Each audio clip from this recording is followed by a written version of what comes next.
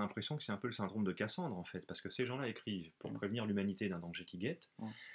et ce que font les gens qui sont informés de ce danger, c'est de se précipiter, tête la première, vers ce danger, au lieu de s'en éloigner ou d'essayer de tout faire pour éviter qu'il Mais surgisse c'est finalement. Barbe Bleue. Et c'est ça l'horreur. C'est Barbe Bleue, Mm. c'est Cassandre, comme tu dis, d'une certaine façon. C'est-à-dire que, effectivement, on vous dit n'allez surtout pas là-bas.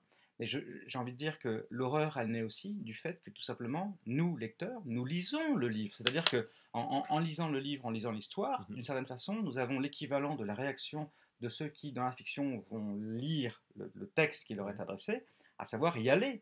Et nous, notre façon à nous, notre réaction, c'est on y va en lisant, mais on sait très bien que si nous lisons, d'autres vont y aller pour de vrai, et donc déclencher l'apocalypse contre laquelle le narrateur nous met en garde. Mhm. Euh, le problème, c'est que ce que dit Lovecraft dans plusieurs de ses textes, ce qui caractérise l'homme intelligent, le chercheur Mhm. émérite, le chercheur digne de ce nom. D'ailleurs, c'est intéressant de voir que il fait des distinctions Ouais, vraiment entre les ouais. différents chercheurs. Pour lui, il y a le chercheur émérite, le chercheur digne de ce nom, et les autres. Et c'est vrai que ces textes ne s'adressent souvent qu'aux chercheurs dignes de ce nom, Mhm. émérites.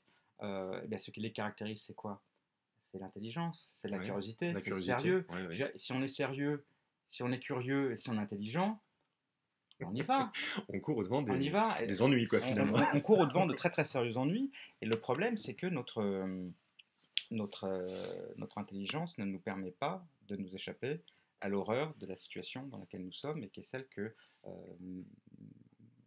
sur laquelle a levé le voile, si tu veux, le narrateur.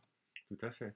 Et alors, l'horreur se situe davantage ici que dans les créatures monstrueuses qu'il peut Oui. décrire, ou puisque il a souvent été accusé dans ce cas-là d'être un peu l'auteur de l'indicible, comme tu disais. On lui a souvent reproché, à tort, tu m'expliquais, de ne pas décrire justement les horreurs auxquelles Ces personnages les étaient personnages confrontés. étaient confrontés, Mm. ce qui est totalement faux finalement. Il passe des pages et des pages, tu me disais, à les décrire en vérité. Oui, c'est flagrant dans Les Montagnes Hallucinées, c'est flagrant dans L'Abîme du Temps, c'est flagrant aussi dans l'Appel de Cthulhu, ou même dans des textes plus anciens, comme par exemple euh, Dagon, tout simplement, ou encore La Cité sans nom. Ce que je veux dire par là, c'est que il n'est pas toujours, dans la mesure où il n'est pas toujours évident à suivre, parfois ce qu'on retient de ces descriptions, qui sont d'ailleurs plus des efforts de Mhm. description, parce qu'il s'agit toujours d'essayer de décrire l'indescriptible, C'est ça. parce que ces créatures sont bien souvent alors, issues d'autres zones de l'espace, parfois des zones de l'espace qui contiennent des dimensions que Ouais. notre espace Qui échappe au nôtre, en fait. Ouais, ouais, qui ouais. échappe au nôtre, mais et que nos sens ne nous permettent pas d'appréhender.